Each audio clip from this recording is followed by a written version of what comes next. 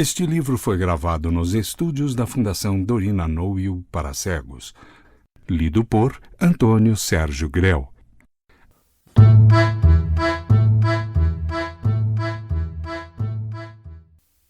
Um homem célebre. Autor Machado de Assis. Ah, o senhor é que é o Pestana? Perguntou Sinhazinha Mota, fazendo um largo gesto admirativo, e logo depois, corrigindo a familiaridade. Desculpe meu modo, mas é mesmo o senhor? Vexado, aborrecido, Pestana respondeu que sim, que era ele. Vinha do piano, enxugando a testa com o lenço, e ia chegar à janela quando a moça o fez parar. Não era baile, apenas um sarau íntimo, pouca gente, 20 pessoas ao todo, que tinham ido jantar com a viúva Camargo, Rua do Areal, naquele dia dos anos dela, 5 de novembro de 1875. Boa e patusca viúva, amava o riso e a folga, apesar dos 60 anos em que entrava, e foi a última vez que folgou e riu, pois faleceu nos primeiros dias de 1876. Boa e patusca viúva, com que alma e diligência arranjou ali umas danças, logo depois do jantar, pedindo ao Pestana que tocasse uma quadrilha. Nem foi preciso acabar o pedido. Pestana curvou-se gentilmente e correu ao piano. Finda a quadrilha, mal teriam descansado uns 10 minutos, a viúva correu novamente ao Pestana para um obséquio muito particular. Diga, minha senhora, é que nos toque agora aquela sua polca. Não bula comigo, nhonhô. Pestana fez uma careta, mas dissimulou depressa, inclinou-se calado, sem gentileza, e foi para o piano sem entusiasmo. Ouvidos os primeiros compassos, derramou-se pela sala uma alegria nova. Os cavalheiros correram às damas e os pares entraram a saracotear a polca da moda. Da moda tinha sido publicada 20 dias antes e já não havia recanto da cidade em que não fosse conhecida. Ia chegando a consagração do assobio e da cantarola noturna. Sinhazinha moça estava longe de supor que aquele Pestana, que ela vira à mesa de jantar e depois ao piano, metido numa sobrecasaca cor de rapé, cabelo negro longo e cacheado, olhos cuidosos, queixo rapado, era o mesmo Pestana compositor. Foi uma amiga que lhe o disse quando o viu vir do piano, acabada a polca. Daí a pergunta admirativa. Vimos que ele respondeu aborrecido e vexado. Nem assim as duas moças lhe pouparam finezas tais e tantas que a mais modesta vaidade se contentaria de as ouvir. Ele recebeu-as cada vez mais enfadado, até que, alegando dor de cabeça, pediu licença para sair. Nem elas, nem a dona da casa, ninguém logrou retê-lo. Ofereceram-lhe remédios caseiros, algum repouso, não aceitou nada. Teimou em sair e saiu. Rua fora, caminhou depressa, com medo de que ainda o chamassem. Só afrouxou depois que dobrou a esquina da Rua Formosa. Mas aí mesmo esperava-o sua grande polca festiva. De uma casa modesta à direita, a poucos metros de distância, saíam as notas da composição do dia, sopradas em clarineta. Dançava-se. Pestana parou alguns instantes. Pensou em arrepiar caminho, mas dispôs-se a andar. Estugou o passo, atravessou a rua e seguiu pelo lado oposto ao da casa do baile. As notas foram se perdendo ao longe e o nosso homem entrou na Rua do Aterrado, onde morava. Já perto de casa, viu vir 2 homens, um deles passando rentezinho com o Pestana, começou a assobiar a mesma polca, rijamente, com brio, e o outro pegou a tempo na música e aí foram os 2 abaixo, ruidosos e alegres, enquanto o autor da peça, desesperado, corria a meter-se em casa. Em casa respirou. Casa velha, escada velha, um preto velho que o servia e que veio saber se ele queria cear. Não quero nada, bradou Pestana. Faça-me café e vá dormir. Despiu-se, enfiou uma camisola e foi para a sala dos fundos. Quando o preto acendeu o gás da sala, Pestana sorriu e, dentro da alma, cumprimentou uns 10 retratos que pendiam da parede. Um só era a óleo, o de um padre, que o educara, que lhe ensinara latim e música, e que, segundo os ociosos, era o próprio pai do Pestana. Certo é que lhe deixou em herança aquela casa velha e os velhos trastes, ainda do tempo de Pedro I. Compusera alguns motetes o padre. Era doido por música sacra ou profana, cujo gosto incutiu no moço, ou também lhe transmitiu no sangue, se é que tinham razão as bocas vadias, coisa de que não se ocupa minha história, como ides ver. Os demais retratos eram de compositores clássicos, Cimarosa, Mozart, Beethoven, Gluck, Bach, Schumann e ainda uns 3, alguns gravados, outros litogravados, todos mal encaixilhados e de diferente tamanho, mas postos ali como santos de uma igreja. O piano era o altar, o Evangelho da Noite lá estava aberto, era uma sonata de Beethoven. Veio o café. Pestana engoliu a primeira xícara e sentou-se ao piano. Olhou para o retrato de Beethoven e começou a executar a sonata, sem saber de si, desvairado ou absorto, mas com grande perfeição. Repetiu a peça, depois parou alguns instantes, levantou-se e foi a uma das janelas. Tornou ao piano. Era a vez de Mozart. Pegou de um trecho e executou-o do mesmo modo, com a alma lures. Haydn levou-o à meia-noite e à segunda xícara de café. Entre meia-noite e 1h, Pestana pouco mais fez que estar à janela e olhar para as estrelas, entrar e olhar para os retratos. De quando em quando ia ao piano e, de pé, dava uns goles soltos no teclado, como se procurasse algum pensamento. Mas o pensamento não aparecia e ele voltava a encostar-se à janela. As estrelas pareciam-lhe outras tantas notas musicais fixadas no céu à espera de alguém que as fosse descolar. Tempo viria em que o céu tinha de ficar vazio, mas então a terra seria uma constelação de partituras. Nenhuma imagem, desvario ou reflexão trazia uma lembrança qualquer de Sinhazinha Mota, que, entretanto, a essa mesma hora, adormecia pensando nele, famoso autor de tantas polcas amadas. Talvez a ideia conjugal tirou à moça alguns momentos de sono. Que tinha? Ela ia em 20 anos, ele ia em 30, boa conta. A moça dormia ao som da polca, ouvida de cor, enquanto o autor desta não cuidava nem da polca nem da moça, mas das velhas obras clássicas, interrogando o céu e a noite, rogando aos anjos, em último caso ao diabo. Por que não faria ele uma só que fosse daquelas páginas imortais?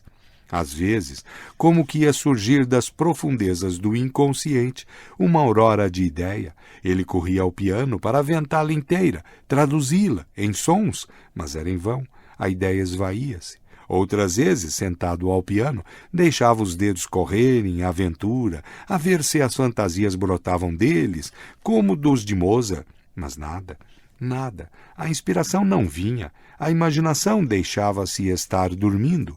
Se acaso uma ideia aparecia, definida e bela, era eco apenas de alguma peça alheia que a memória repetia e que ele supunha inventar.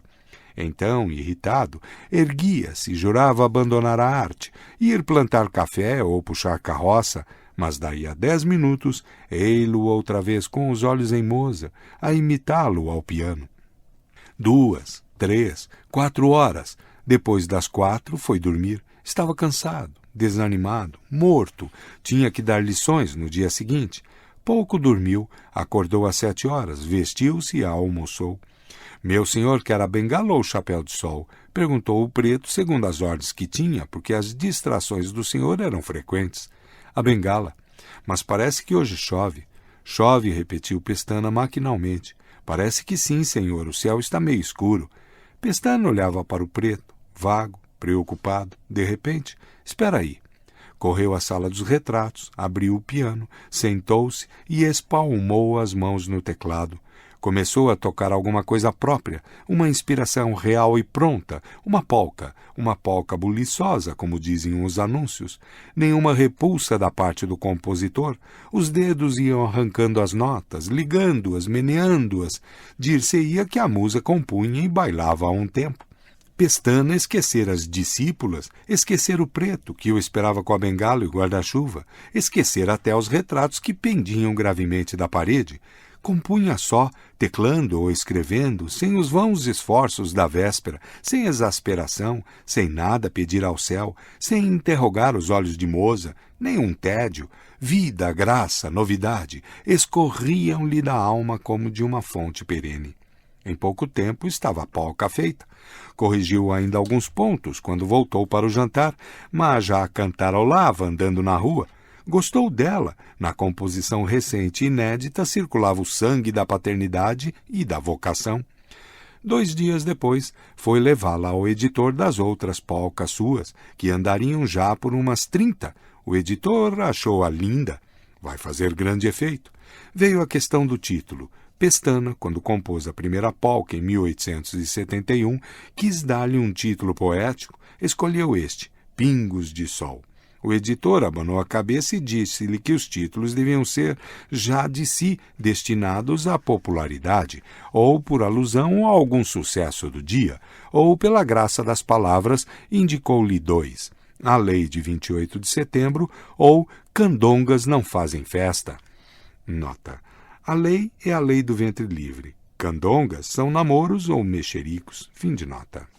Mas que quer dizer candongas não fazem festa? Perguntou o autor. Não quer dizer nada, mas populariza-se logo. Pestana, ainda donzel inédito, recusou qualquer das denominações e guardou a polca, mas não tardou que compusesse outra, e a comichão da publicidade levou-o a imprimir as duas, com os títulos que ao editor parecessem mais atraentes ou apropriados. Assim se regulou pelo tempo adiante.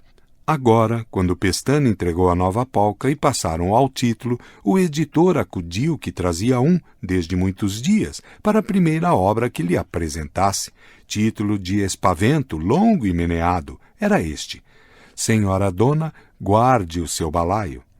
E para a vez seguinte acrescentou, já trago outro de cor. Exposta à venda, esgotou-se logo a primeira edição. A fama do compositor bastava à procura, mas a obra em si mesma era adequada ao gênero, original, convidava a dançá-la e decorava-se depressa. Em 8 dias estava célebre. Pestana, durante os primeiros, andou deveras namorado da composição, gostava de a cantarolar baixinho, detinha-se na rua para ouvi-la tocar em alguma casa, e zangava-se quando não a tocavam bem. Desde logo, as orquestras de teatro a executaram, e ele lá foi a um deles. Não desgostou também de a ouvir assobiada, uma noite por um vulto que descia a rua do aterrado. Essa lua de mel durou apenas 1/4 de lua. Como das outras vezes, e mais depressa ainda, os velhos mestres retratados o fizeram sangrar de remorsos. Vexado e enfastiado, Pestana arremeteu contra aquela que o viera consolar tantas vezes, musa de olhos marotos e gestos arredondados, fácil e graciosa. E aí voltaram as náuseas de si mesmo, o ódio a quem lhe pedia a nova polca na moda, e juntamente o esforço de compor alguma coisa ao sabor clássico, uma página que fosse, uma só, mas tal que pudesse ser encadernada entre Bach e Schumann. Vão estudo, inútil esforço. Mergulhava naquele Jordão sem sair batizado. Noites e noites gastou-se assim, confiado e teimoso, certo de que a vontade era tudo e que uma vez que abrisse mão da música fácil. As polcas que vão para o inferno fazer dançar o diabo, disse ele um dia de madrugada ao deitar-se. Mas as polcas não quiseram ir tão fundo.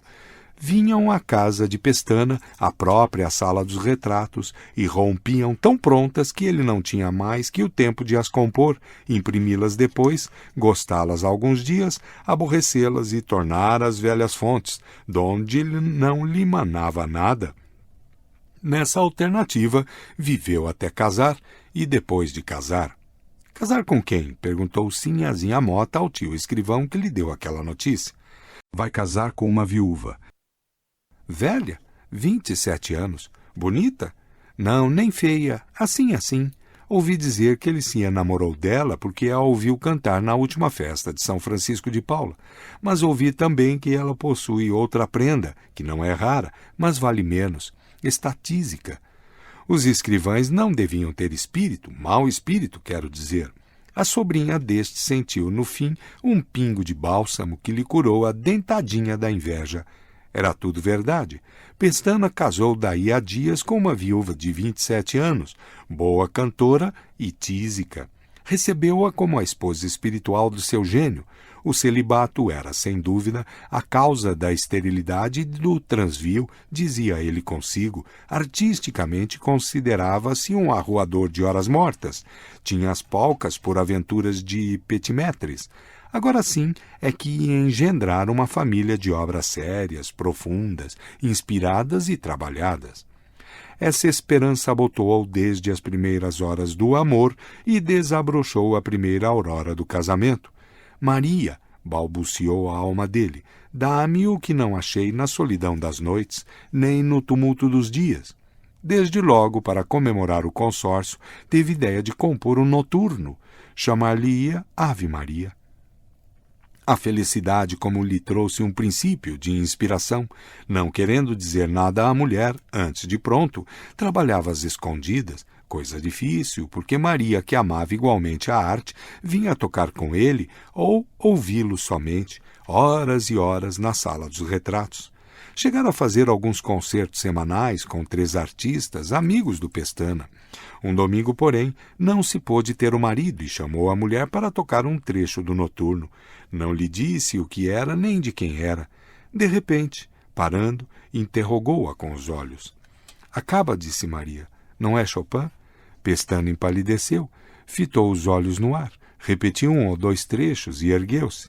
Maria sentou-se ao piano e, depois de algum esforço de memória, executou a peça de Chopin.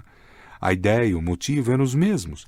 Pestana achara-os em algum daqueles becos escuros da memória, velhas cidades de traições. Triste, desesperado, saiu de casa e dirigiu-se para o lado da ponte, caminho de São Cristóvão. Para que lutar, dizia ele, vou com as polcas, viva a polca! Homens que passavam por ele e ouviam isto ficavam olhando como para um doido, e ele ia andando alucinado, mortificado, eterna peteca entre a ambição e a vocação. Passou o velho matadouro. Ao chegar à porteira da estrada de ferro, teve ideia de ir pelo trilho acima e esperar o primeiro trem que viesse e o esmagasse. O guarda fê-lo recuar, voltou a si e tornou a casa.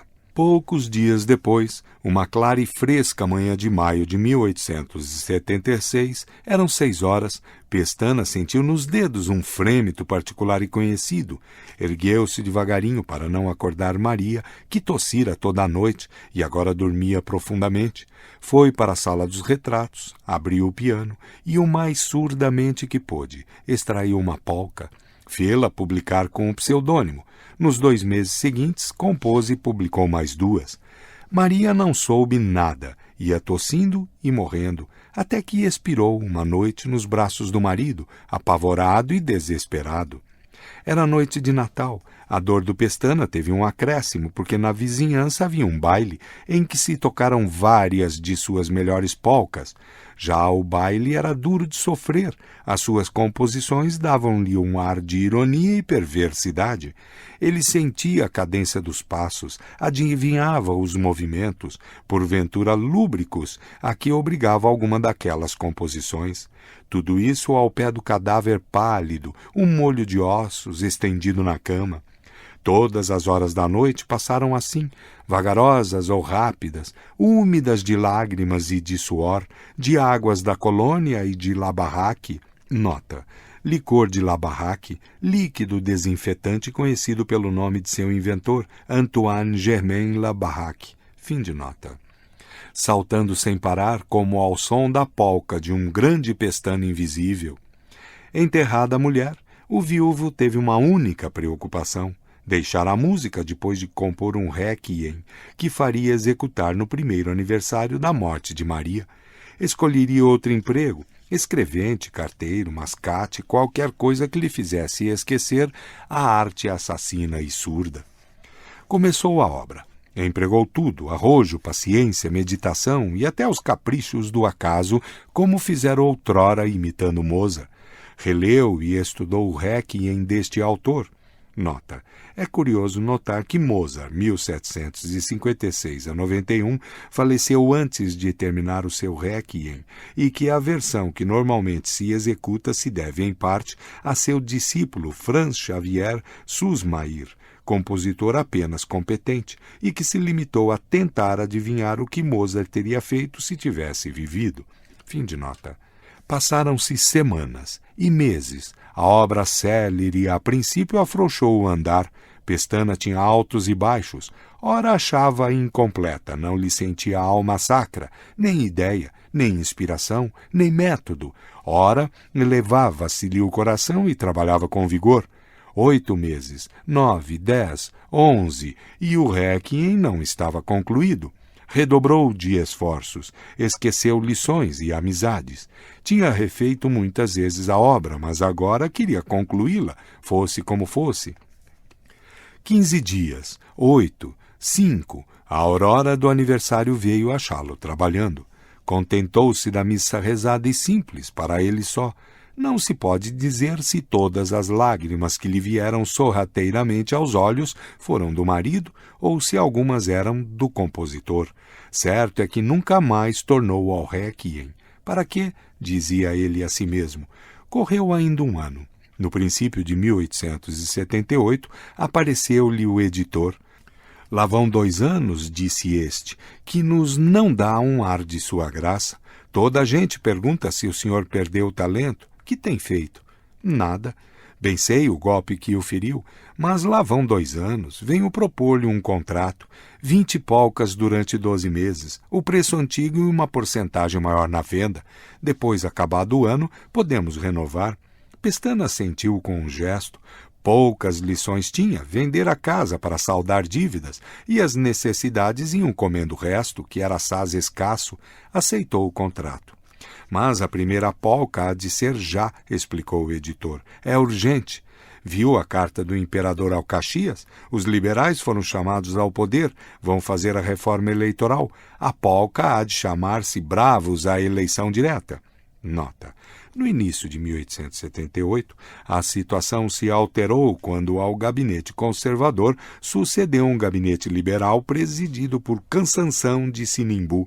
Este tinha como objetivo principal aprovar uma lei substituindo as eleições indiretas para a Câmara dos Deputados, notoriamente manipuladas, por eleições diretas que dariam ao regime uma legitimidade maior. Essa lei, contudo, só foi aprovada em 9 de janeiro de 1881, no governo do conselheiro Saraiva. Fim de nota. Não é política, é um bom título de ocasião. Pestana compôs a primeira obra do contrato. Apesar do longo tempo de silêncio, não perdera a originalidade nem a inspiração. Trazia a mesma nota genial. As outras polcas vieram vindo regularmente. Conservar os retratos e os repertórios, mas fugia de gastar todas as noites ao piano para não cair em novas tentativas. Já agora pedia uma entrada de graça sempre que havia alguma boa ópera ou concerto de artista. Metia-se a um canto, gozando aquela porção de coisas que nunca lhe haviam de brotar do cérebro.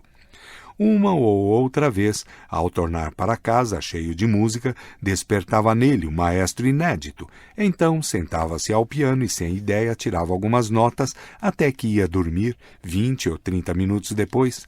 Assim foram passando os anos, até 1885. A fama do Pestana dera-lhe definitivamente o primeiro lugar entre os compositores de polcas. Mas o primeiro lugar da aldeia não contentava este César, que continuava a preferir-lhe não o segundo, mas o 100º em Roma.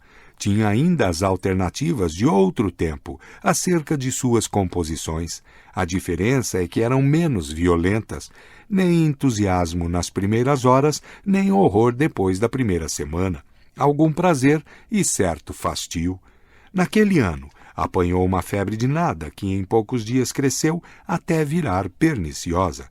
Já estava em perigo quando lhe apareceu o editor, que não sabia da doença, e ia dar-lhe notícia da subida dos conservadores e pedir-lhe uma polca de ocasião. Nota.